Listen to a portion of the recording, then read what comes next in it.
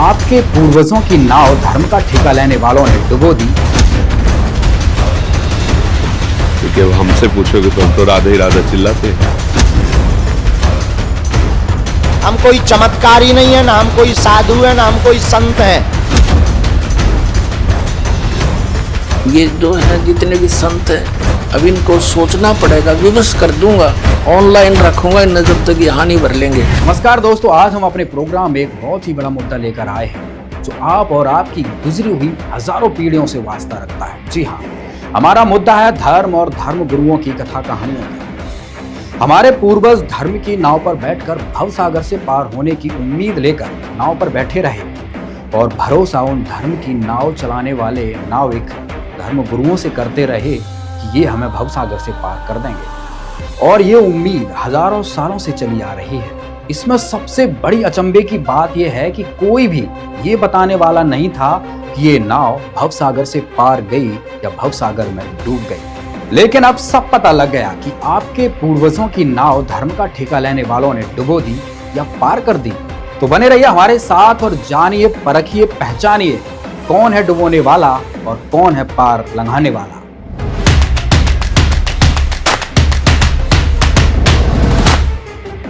दोस्तों, यदि आपको बहुत सारे कथावाचकों और धर्म गुरुओं में से यह चुनाव करना हो कि कौन है जो धार्मिक शास्त्रों के अनुसार सत्संग कर रहा है और कौन है जो शास्त्रों में लिखी बातों को अनदेखा कर रहा है, मन मर्जी के किस्से कहानी सुनाकर साधकों का केवल और केवल मनोरंजन कर रहा है और उन भगवान की चाह रखने वाले साधकों का जीवन बर्बाद कर रहा है, तो आप किसको चुनेंगे? आपने सोच लिया होगा।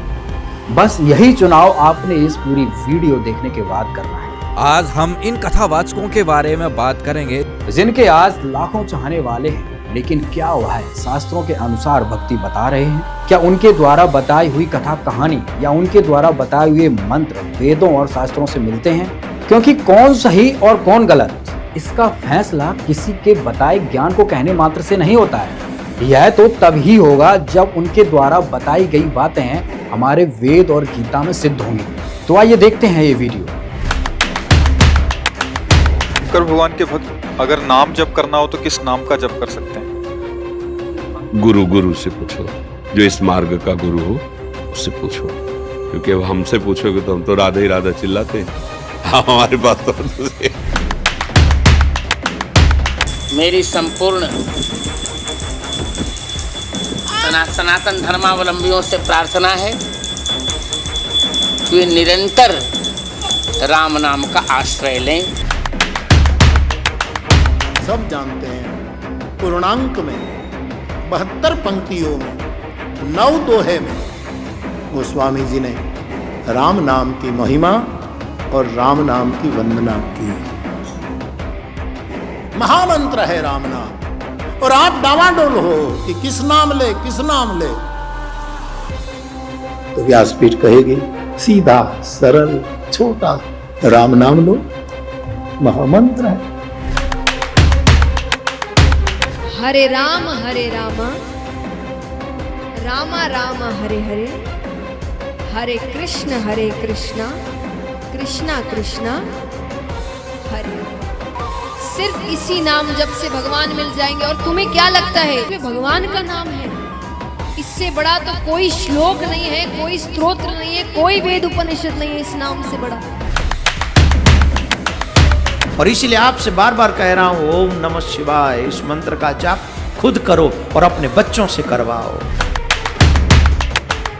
जाओ, जितने यहाँ विराजमान हैं, हम और आप शक्तियों को नहीं देख पा रहे, पर ये शक्तियां आपको देख पा रही हैं। जाओ, सबकी अलाय बलाय बालाजी के चरणों में बंध जावे। लेकिन रोज हनुमान चालीसा का पाठ कौन कौन पढ़ेगा? ओम बागेश्वराय नमः मंत्र का जाप। जाओ, आज से तुम्हारे घर पर बागेश्वर बालाजी की सेना पहुंच जावे। और कोई जो भी सुन लो, हम कोई चमत्कारी नहीं है, ना हम कोई साधु है, ना हम कोई संत है, हम एकदम उपद्री आदमी हैं। तो दोस्तों, देखा आपने वीडियो। दोस्तों, अगर ऐसे मंत्रों से दुख दूर हो जाएं और आपकी नाव भवसागर से पार हो जाए तो कल तो कोई भी कुछ भी मंत्र बना लेगा। कल तो अमेरिका वाले भी मंत्र बना लेंगे, ओम अमेरिकाय नमः। तो क्या उनके दुख दूर होने लग जाएंगे? उनको मोक्ष मिल जाएगा? नहीं होंगे। क्योंकि यह बिल्कुल ही शास्त्र विरुद्ध साधना है। खुद के बनाए हुए मंत्र हैं जो किसी को लाभ नहीं दे सकते।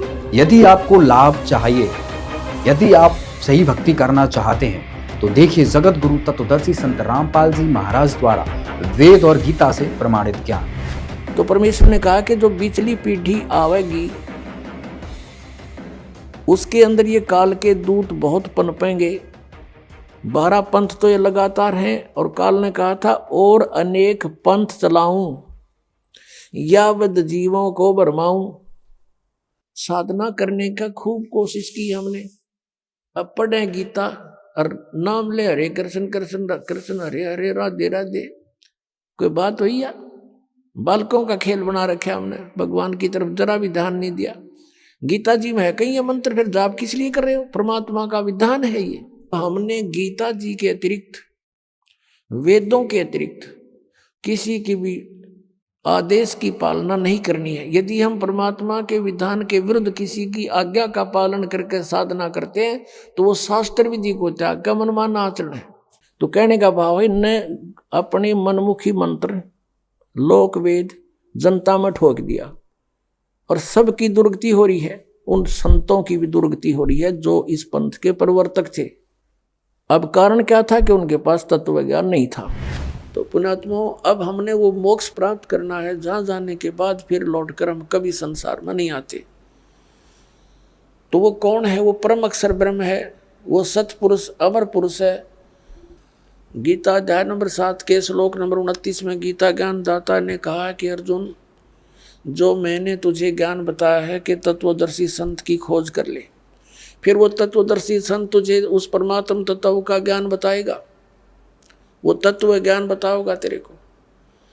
उस तत्व ज्ञान को समझने के पश्चात उसमें लिखा 7वें अध्याय के 29वें श्लोक में कहा है कि जरा मरण मोक्षाय यतन्ति ते, जो माम आश्रित है, यानी मेरे द्वारा दिए गए इस ज्ञान को आश्रय बनाकर तत्वदर्शी संत की खोज कर लेते हैं।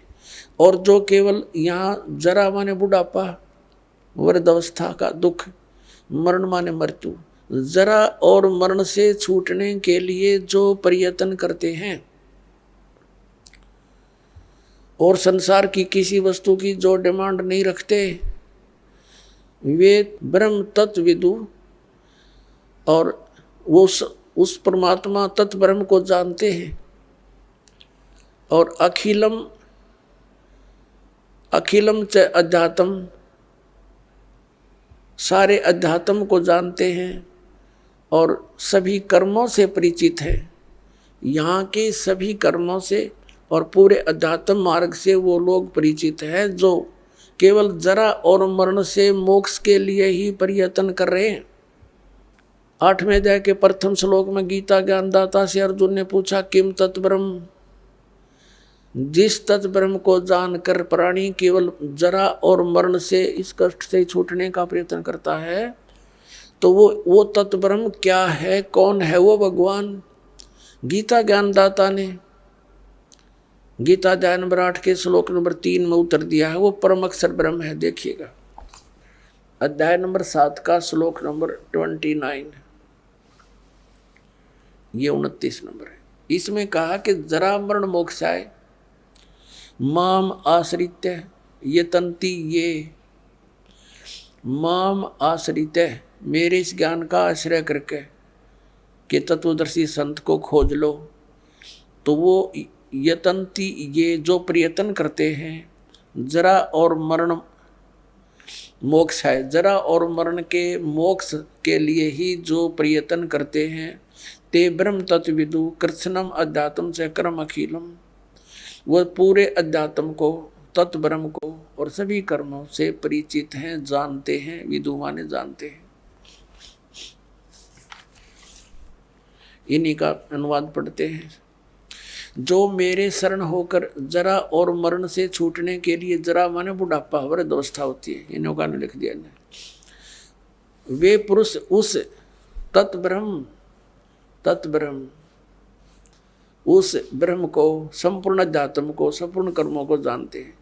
ये तीसरा श्लोक में ये कहा है 8वें अध्याय के कि केवल जो मुझे ही सब कुछ समझ रहे हैं वो मुझे ही जानते हैं, वो तो मुझे ही जानते हैं बस।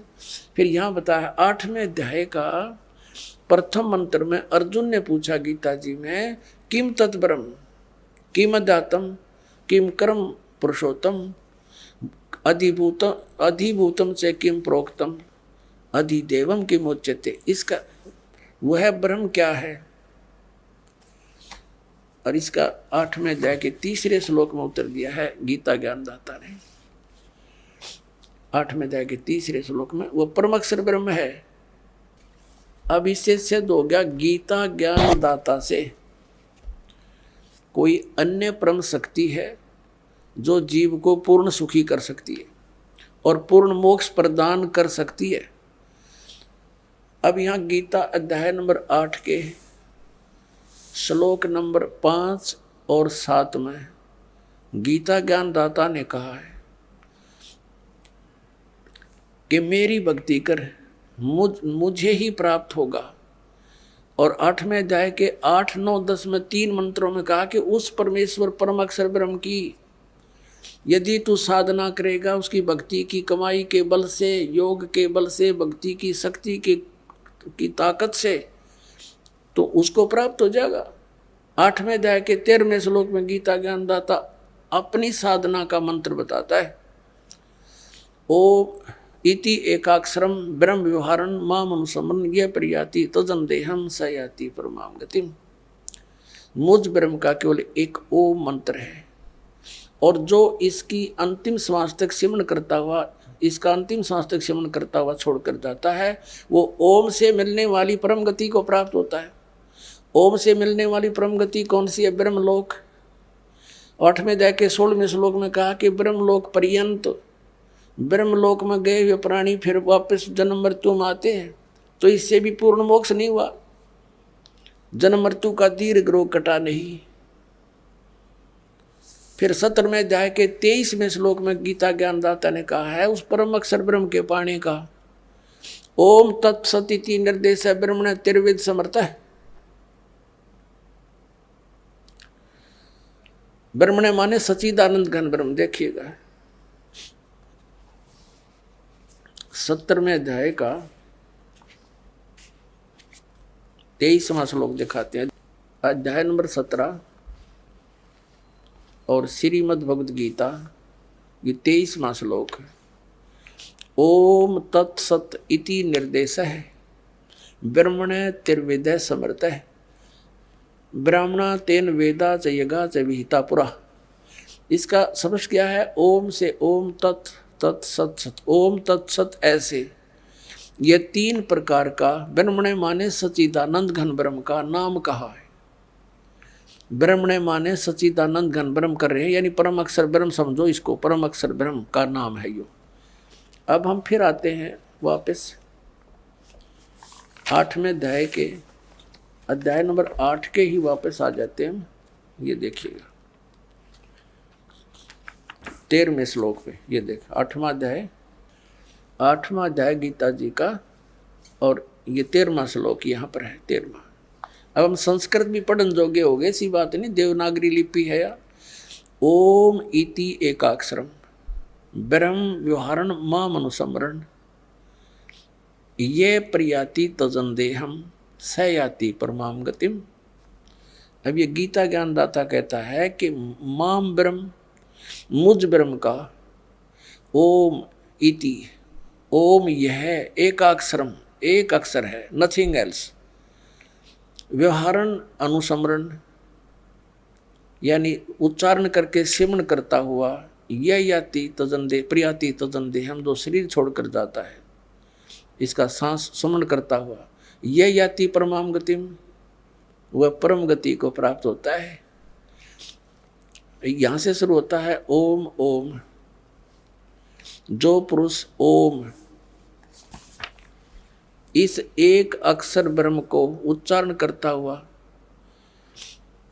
और उसके अर्थ स्वरूप मुझ निर्गुण ब्रह्म का चिंतन करता हुआ शरीर को त्याग कर जाता है, वह पुरुष परम गति को प्राप्त होता है। ओम से होने वाली परम गति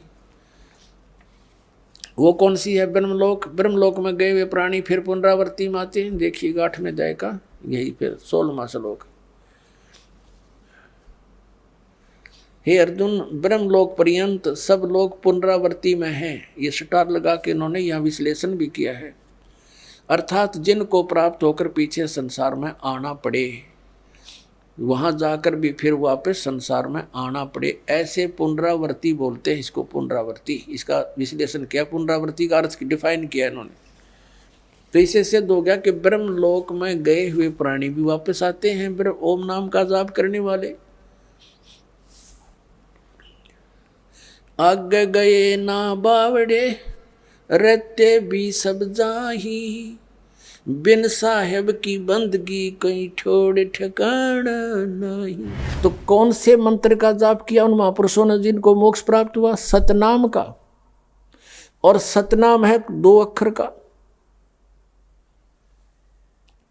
जिसमें एक ओम मंत्र है, एक तत् है, वो सांकेतिक है। श्रीमद् भगवत गीता अध्याय नंबर 17 के और श्लोक नंबर 23 में स्पष्ट किया कि ओम तत्सत इति निर्देश है ब्रह्मण त्रिविध समर्थ है। ओम और तत् जो सांकेतिक शब्द है, तत् ये दास बता सकता है इस पृथ्वी पर और किसी के पास नहीं है। यदि इस दास से चुरा कर नाम लेकर के और फिर उसने आगे कोई गुरु पद प्राप्त आप पे स्वयंभू गुरु बनकर को दान कर रहा है तो महा दुश्मन है समाज का। पहले वालों ने नाश कर दिया, वो और कर देगा। उससे भी हमने बचना है। ऐसे कोई पाखंडी कहीं मिल जावे उससे भी बचाना है। जनता को समझाना है कि नकली है, इसको कोई अधिकार नहीं है। ठीक है, मानने उसका भला, ना तो भाई उनकी मर्जी, नहीं मानने तो कहीं भी जाओ, वो उनकी सजा मिलेगी फिर भगवान के दरबार में। तो सतनाम 2 अक्षर का है, एक ओम और एक तत्। और सत जो उसमें शब्द है वो आदि नाम है, उसको सार नाम भी कहते हैं, वो भी गुप्त है। तो गीता अध्याय नंबर 8 के श्लोक नंबर 13 में गीता ज्ञानदाता कहता मेरा एक ओम मंत्र है, बस, नथिंग एल्स। मुझ ब्रह्म का केवल एक ओम मंत्र है। और जो इस ओम का जाप करता है इस ओम से मिलने वाली परम गति को प्राप्त होता है, वो ब्रह्मलोक है। ओम का साधक ब्रह्मलोक में प्राप्त हो जाता है और वहां से भी पुनर्वृत्ति में आता है, जन्म मृत्यु होती है। और तत् ये सांकेतिक है। 3 पुरुष हैं गीता जी अध्याय नंबर 15 के श्लोक नंबर 1 से लेकर 4 में और 16 और 17 में कंसेप्ट क्लियर कर रखा। संसार रूपी वृक्ष की संकेत दिया है, लेकिन कबीर परमेश्वर जी ने, क्योंकि तत्वदर्शी संत रूप में आए थे मालिक, उन्होंने उसका विस्तृत जानकारी दी है। और गीता जी अध्याय नंबर 15 के श्लोक नंबर 1 में यही कहा है कि जो संसार रूपी वृक्ष के सभी विभागों को जानता है, स वेदवित, पत्तों सहित जानता है जड़ से लेकर, वो तत्वदर्शी संत है। वो स्वयं परमेश्वर ही आते हैं।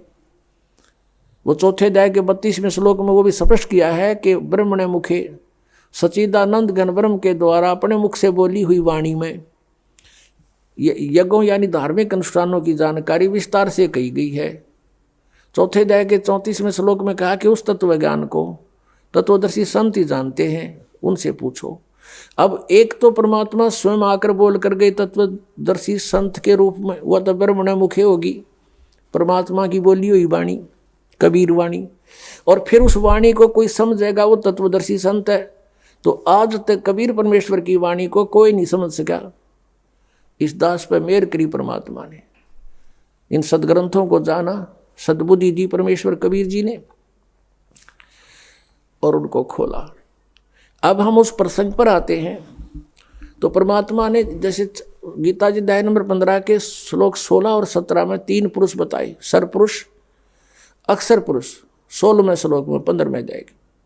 फिर ये इनके विषय में बताया कि ये भी नाशवान, इनके अंतर्गत जितने प्राणी इनके लोक में वो भी नाशवान, केवल जीवात्मा किससे की नहीं मरती, वो तो गधे की भी ना मरती। फिर 17वें श्लोक में 15वें अध्याय में कहा है कि उत्तम पुरुष तो अन्य है। वो उत्तम पुरुष तो कोई और है, इन दोनों से न्यारा है, और वही परमात्मा कहलाता है। और वही लोकतरम अविषय विवर्ती अवय ईश्वर है। वो तीनों लोकों में प्रवेश करके सबका धारण पोषण करता है, वो है अविनाशी भगवान। तो इस 3 पुरुषों के 3 मंडल हैं, 3 लोक हैं।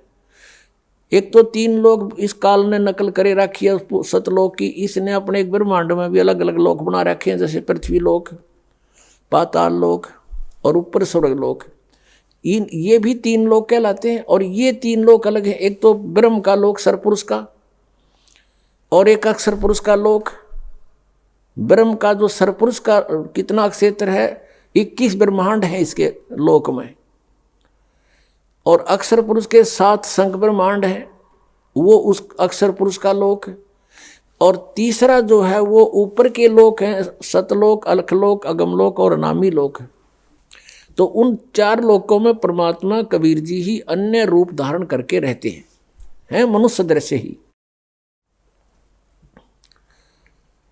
तो इस प्रकार ये 3 पुरुष माने परमात्मा, 3 प्रभु। तो सरपुरुष का ये ओम मंत्र है जिसको ब्रह्म कहते हैं।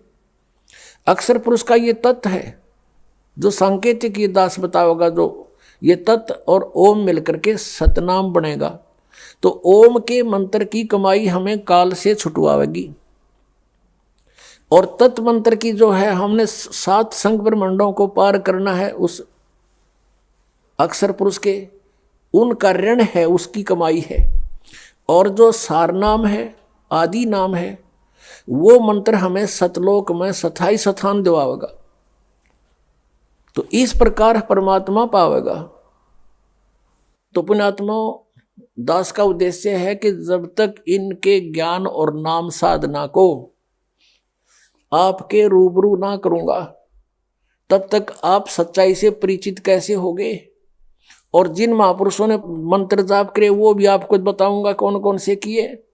यही सतनाम जो 2 अक्षर का आपको दिया जाता है, ये गुरु नानक देव जी ने जाप किया, यही मलुकदास साहिब जी ने जाप किया, यही श्री धर्मदास साहिब जी ने जाप किया, यही आदरणीय दादू साहिब जी ने जाप किया, यही आदरणीय गरीबदास साहिब जी ने जाप किया, जो परमात्मा ने सीधा आकर उनको नाम दिया। और ये गीसा दास साहिब जी ने जाप किया। ये 2 मंत्र का सतनाम है, जिसमें एक ओम है, एक तत् आपको पता है जिसने सतनाम प्राप्त है। तो ये मंत्र है मोक्ष के। आदि नाम वो सार नाम है। इन 3 मंत्रों से जाप का आपका मोक्ष होगा। लेकिन इनमें ग्रुप बना दिया, 2 अक्षर का 2 सतनाम हो गया, ओम और एक तत् मिला के। तत् अलग से है वो मंत्र, और सत भी अलग कोड वर्ड है, ये सांकेतिक शब्द है तत् सत।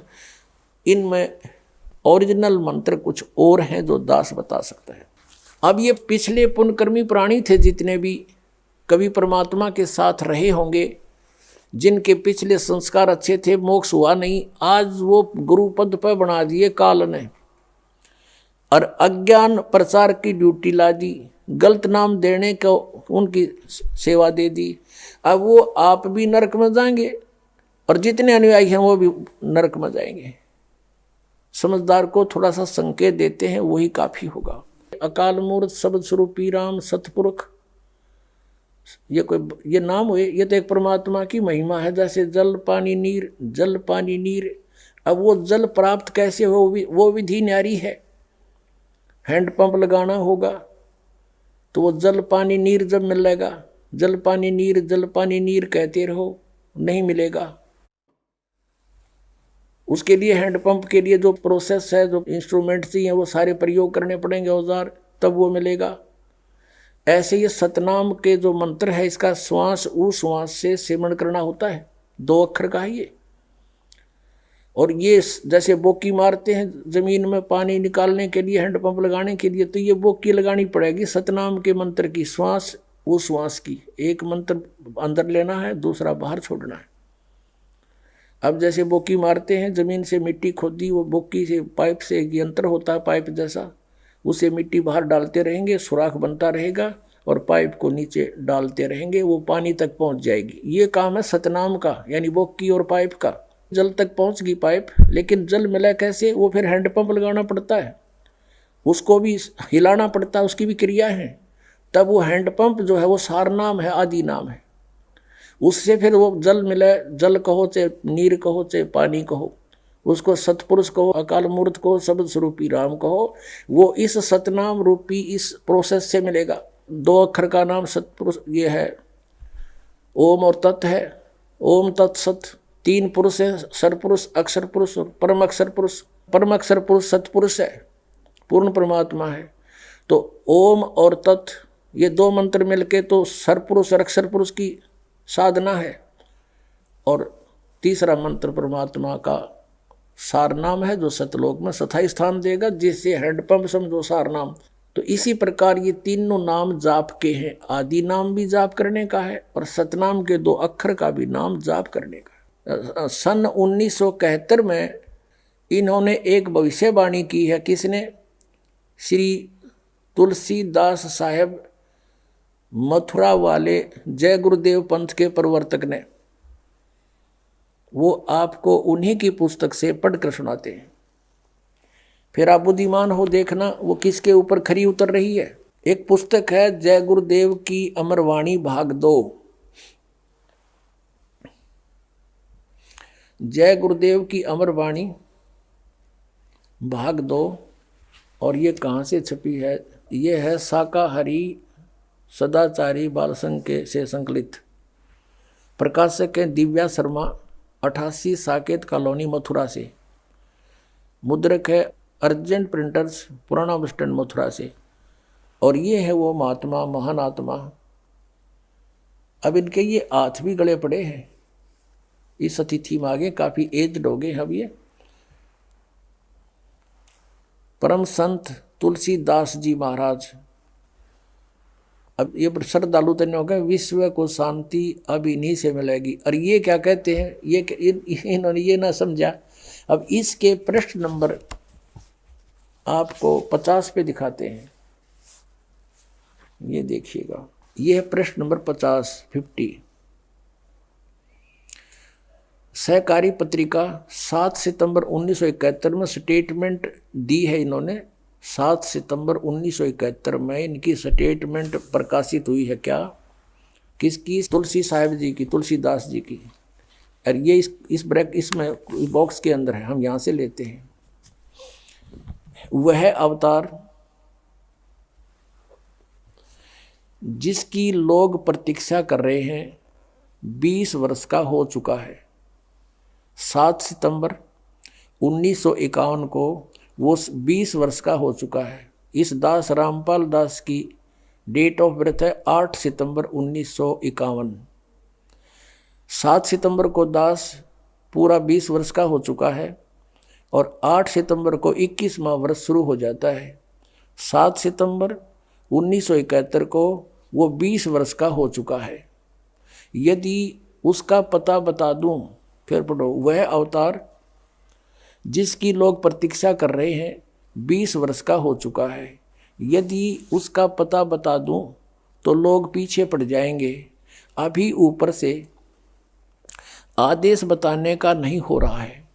मैं समय का इंतज़ार कर रहा हूँ और सभी महात्माओं ने समय का इंतज़ार किया है। समय आते ही सबको सब कुछ मालूम हो जाएगा। अब पुण्यात्माओं, ये पुण्यकर्मी प्राणी था और सन 1954 से लेकर आज तक देखो कितने वर्ष हो गए इसको, लगभग 67 वर्ष हो गए। और आज से इसने 40 वर्ष पहले ये भविष्यवाणी करी थी कि वो 20 वर्ष का हो चुका है वो अवतार। और ये कहें इससे शांति मिलेगी किससे? यो श्री तुलसीदास जी से। और ये कहता है और संत है कोई, वो अवतार है, वो प्रगट हो चुका है और उसके 20 वर्ष की आयु वाली है। अब 59 पृष्ठ पर इसी के इस पत्रिका के 59 पृष्ठ पर दिखाते हैं आपको। 59 पर इन्होंने क्या भविष्यवाणी की है ये देखिएगा। ये वही जय गुरुदेव की अमरवाणी है और इसकी हम 59 पृष्ठ पर पढ़ेंगे। 59 यहाँ से शुरू करते हैं। परिवर्तन का कारण भारतवर्ष बनेगा। भारतवर्ष में को विश्व में परिवर्तन का कारण अब बनना होगा। त्रेता में विश्व युद्ध का कारण भारतवर्ष था और द्वापर में भी विश्व युद्ध का कारण भारतवर्ष था और इस समय भी भारतवर्ष को ही कारण बनना होगा।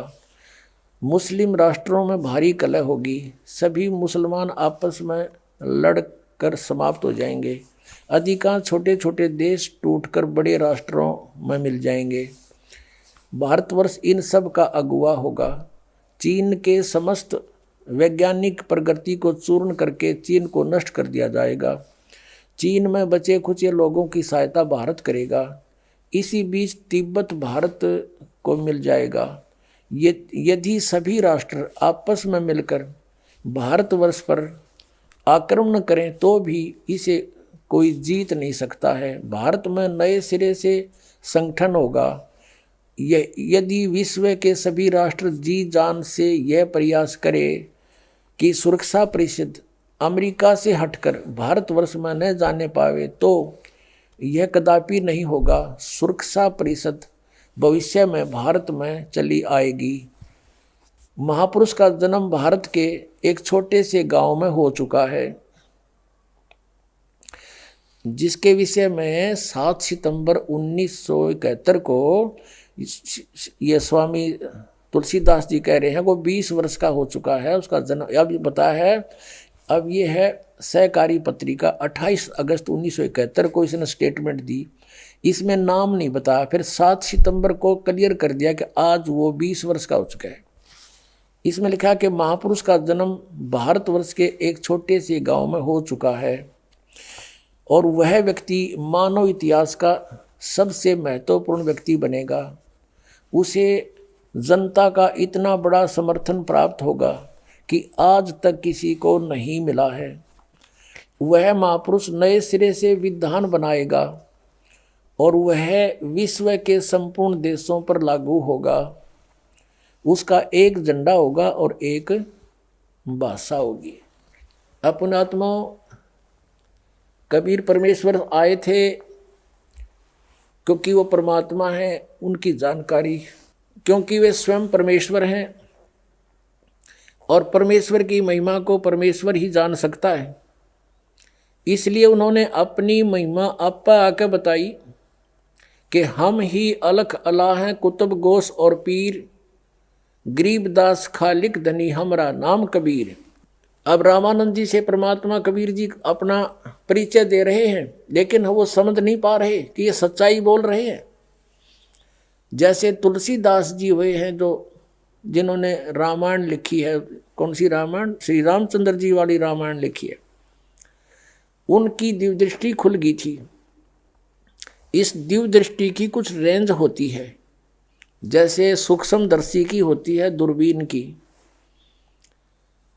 उसकी अपनी अपनी रेंज होती है, कहाँ तक देख सकती है। तो ऐसे उस तुलसीदास जी ने लाखों वर्ष पहले की घटना घटी हुई श्री रामचंद्र जी और रावण के बारे में वो एज इट इज अपनी भाषा में, अपने लैंग्वेज में, चौपाइयों में, दोहों में लिख दी। इसी प्रकार आदरणीय गरीबदास साहिब जी ने परमात्मा से परिचित होकर के परमेश्वर ने उनका ज्ञान योग दिव्य दृष्टि खोल दी थी।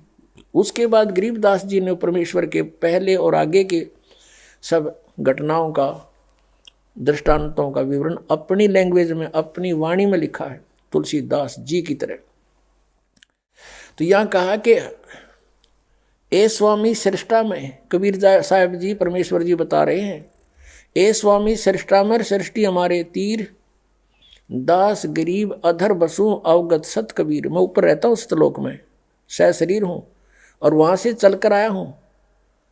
परमात्मा जन्म नहीं लेते। कोई ये कहे कि हमारे गुरु जी भी चल कर आए हैं, ये तो जन्म लेकर आए माता से।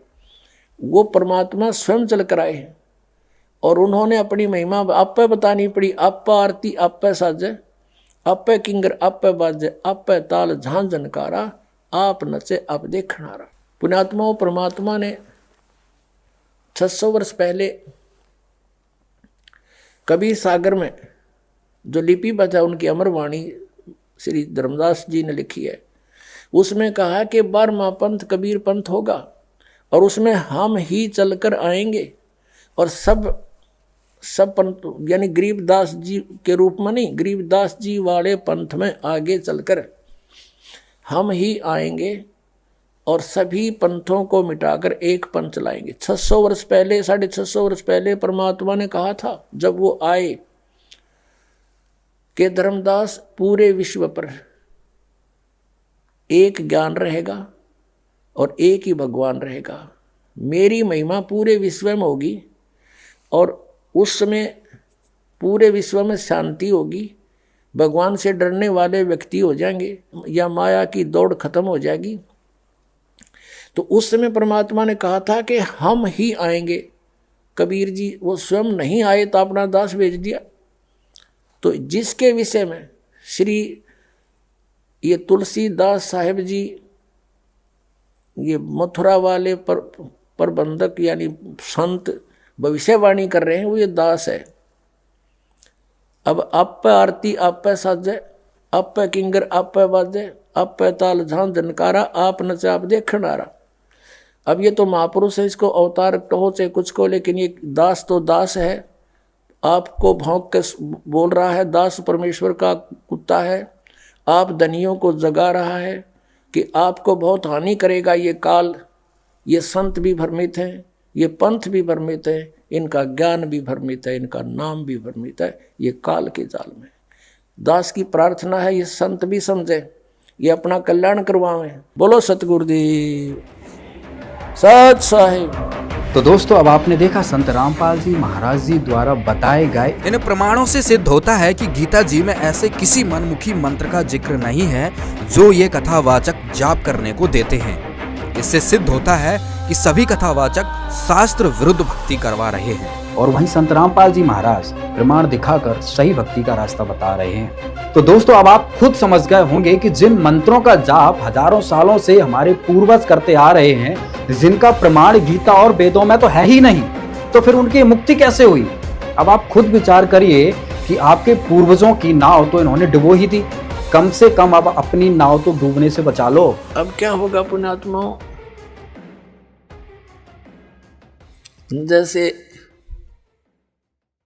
क्या बताया है कि शरण पड़े को गुरु संभाले, जान के बालक भोला रे, कहे कबीर तुम चरण चित राखो, जो सुई में डोरा रे। ऐसा भेद संबंध बनाओ अपने गुरुदेव के प्रति, वो नकलियों के प्रति नहीं। नकली तो काल के दूत है, उन्हें तुरंत त्याग दो। कई भक्त चिंतित हो जाते हैं कि कहीं हम उन गुरुओं को छोड़ दें और कहीं हम हमारे ऊपर आपत्तियां ना आ जाए। आपत्ति तो उनका शरण में आओगी तुमने, उन्हें छोड़ दें तो जान बचेगी तुम्हारी।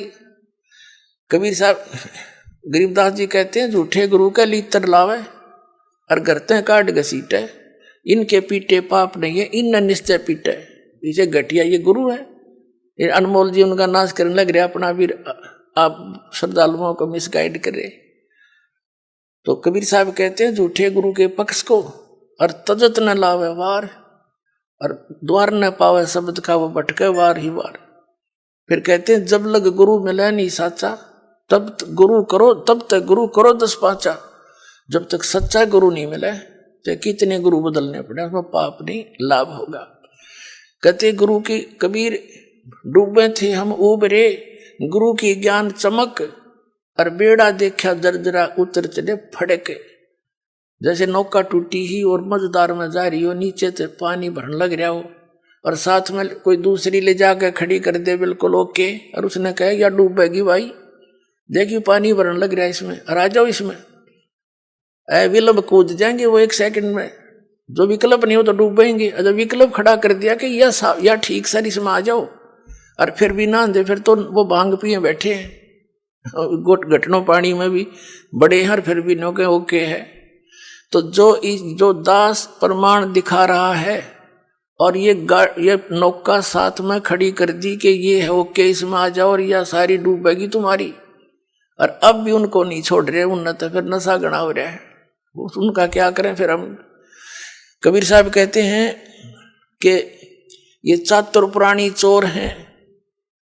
इतना ज्ञान दास ने बता दिया और उनकी दाख, उनने तो कुछ ध्यान देना चाहिए। जो संत गुरु पद पर बैठे हैं, तुम क्या करने जा रहे हो? तुम्हारा ज्ञान फेल कर दिया, और फिर भी बोले आत्मा नहीं कहते भाई चलो, वह भी आ जा, उन्होंने भी कह दे भाई बिल्कुल ठीक है, नहीं तो गलत बताओ मेरे ज्ञान को।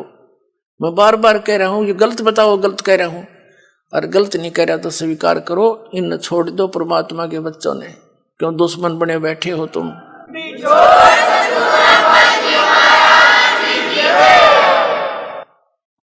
तो पुण्यात्माओं ये जो है जितने भी संत हैं, अब इनको सोचना पड़ेगा। विवश कर दूंगा, ऑनलाइन रखूंगा इन्हें जब तक ये हानि भर लेंगे। कहा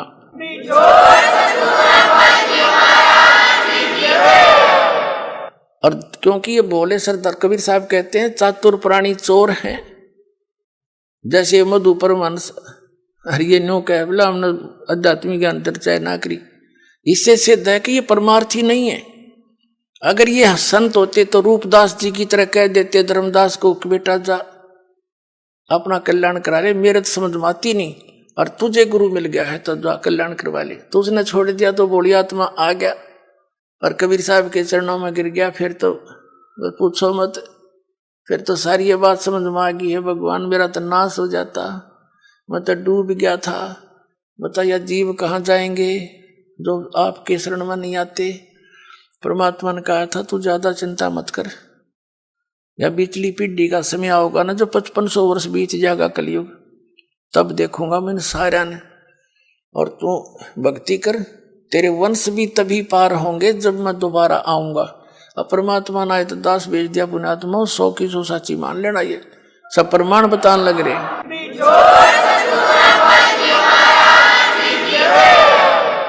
तो कबीर साहब कहते हैं चातुर प्राणी चोर हैं, मूड मुग्ध हैं ठोठ। इतने प्रमाण देख के भी जो मूर्खा के चिपके रहेंगे नकलियां के, कहते वो तो मूड मुग्ध हैं ठोठ, वो तो कति ओलंड हैं देसी भाषाओं का बौड़ी बूझ है। इतने प्रमाण देख के और फिर उनके बैठे उन सतगुरु मान रहे हैं, और फिर परमात्मा कहें जय वो फिर भी नहीं आते ना, हमने उनकी जरूरत भी नहीं है। चातुर प्राणी चोर हैं ये, मूड मुग्ध हैं ठोठ, और संतों के नहीं काम के उनको दो गलजोट, वो तो और दृढ़ कर दो उनको, मरे रहो वहीं पर। इतना ज्ञान समझ के भी ना मानते। तो पुण्यात्मा प्रसंग चल रहा था कि कर लो गुरु वकील मुकदमा भारी है। बहुत सबसे खतरनाक केस यू है आपका इस सृष्टि में कोई है तो आप काल की जेल में बंद हैं, और ये सिर्फ काल की खुली जेल है। आप ही से बच्चे पैदा करवा कर आपको एक और बंधन में बांध रहा है, और अपना करो धंधा रखाओ हैं और मर जाओ, फिर गधे बन जाओ। दूसरी जेल, वो कठिन जेल में भेज दिया। तो कहने का भाव ये है कि अब आपको ये दास वकील मिल गया इस पृथ्वी पर, दूसरा वकील इस वकालत करनिया नहीं है इस काल के साथ में। और अब आप सभी ने ये वकील करना पड़ेगा, पूरे विश्व ने।